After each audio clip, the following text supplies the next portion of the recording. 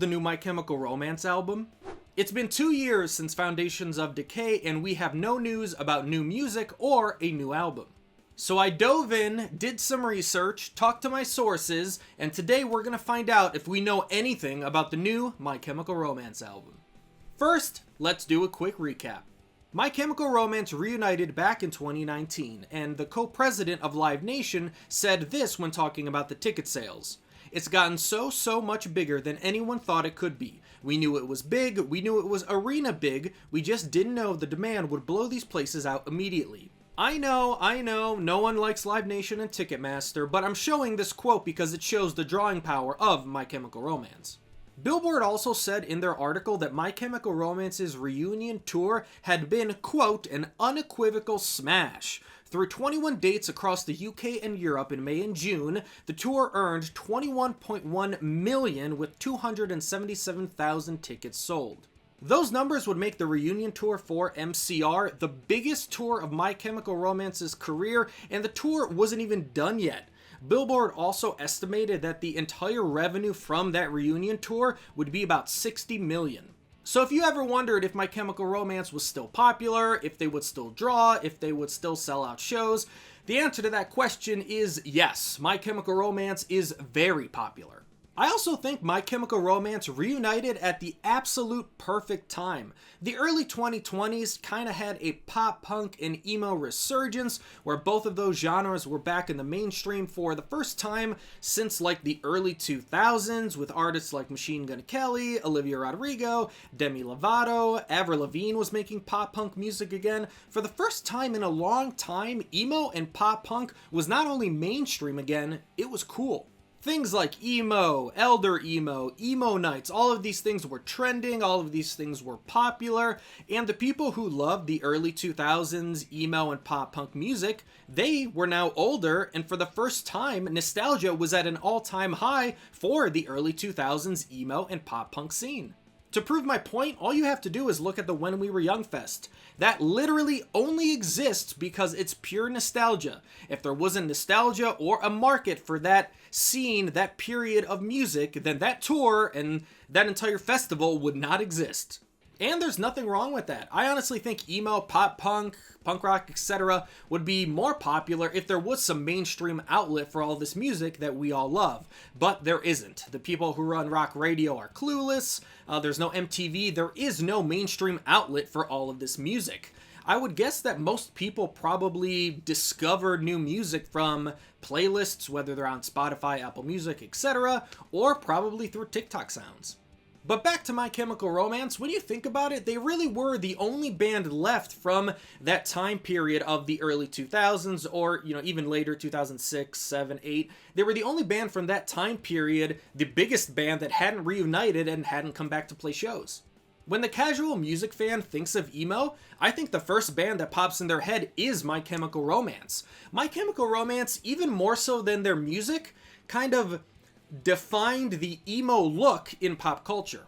So with all those factors, it really doesn't surprise me that My Chemical Romance is probably more popular now and more successful now than they ever were.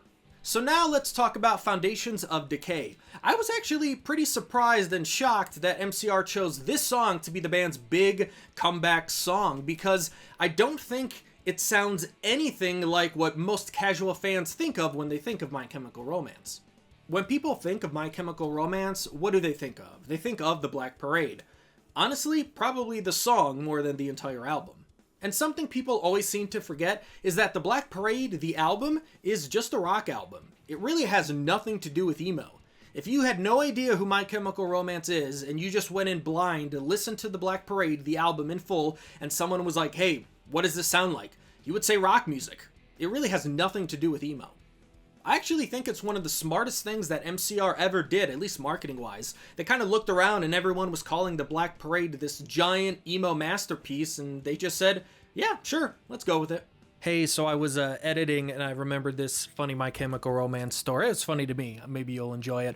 The first time I ever heard the Black Parade, so it came out in 2006, so I was in 6th or 7th grade, something like that, and it was at the science fair. It was the first time I ever heard The Black Parade of the song, my friend had downloaded it from LimeWire, and if you remember anything about LimeWire, a lot of the songs and stuff were just labeled differently, and so in his PSP, because that's the only MP3 player that he had, or that any of us had at the time, he put the song in, and it was My Chemical Romance's Carry On. I don't think he had headphones or anything, because I remember a bunch of us, he was like, oh, check out this cool new song, and a bunch of us were huddled around putting the PSP up to our ears, and that was the first time I had ever heard the Black Parade, or any My Chemical Romance, probably. I can't think of any time before that. And so yeah, so the first time I ever heard the Black Parade, the song, it was called Carry On, as far as we knew, for weeks too. I think we no one really checked or anything, we just kind of believed it. So for the longest time, a bunch of kids in Chicago thought that My Chemical Romance had a brand new song called Carry On. And yeah, that was the first time I ever heard My Chemical Romance. I know a lot of people who didn't like Foundations of Decay, and I think the reason is because Foundations of Decay is way more sunny day real estate, post-hardcore emo, than it is a catchy rock song. You know, kind of like all the other popular My Chemical Romance songs. So the new album, what do we know? A lot of what we know comes from this throwaway Reddit account on the MCR subreddit. Here's the entire post, which basically says a new album is coming late 2024 or early 2025. Obviously, yes, I know it's not much to go on, but something did actually stand out to me, and that was that the post says that MCR is working with Rob Cavallo on the new album. That to me gives it some credibility, because Rob Cavallo has produced some of your favorite emo, pop punk, and punk rock albums. He's worked on a lot of Green Day albums, most notably, obviously, Dookie and American Idiot, Shinedown's Sound of Madness, and probably the most important for our discussion, The Black Parade. So it would make all the sense in the world for My Chemical Romance to work with Rob again for their big comeback album.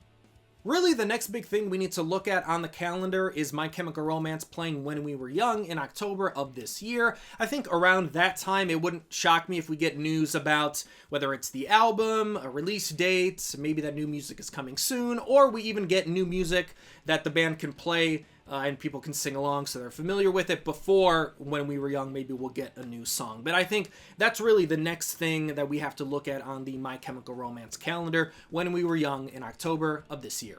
As of right now, that's pretty much all we know. I looked everywhere online, and usually when an album or a new song is getting close, especially from such a big band like My Chemical Romance, you hear a little rumor, you hear a little bit of news. I mean, we basically knew that My Chemical Romance was coming back because it was spoiled by the Jonas Brothers. So a lot of these things, there's so many people working on all this stuff, the marketing, the PR, etc., that usually something leaks out, but I didn't really find anything besides this Reddit post. So I guess, really, like I said, October 2024 with When We Were Young is really the next thing that we need to be on the lookout for. I am interested because I think enough time has passed where we can look back at Foundations of Decay. I really want to know what everyone thinks of the song. I think it's okay, but I don't think the casual music fan or the casual MCR fan really didn't vibe with it because it didn't sound like any of the other popular My Chemical Romance songs. So let me know what you think about Foundations of Decay down in the comments.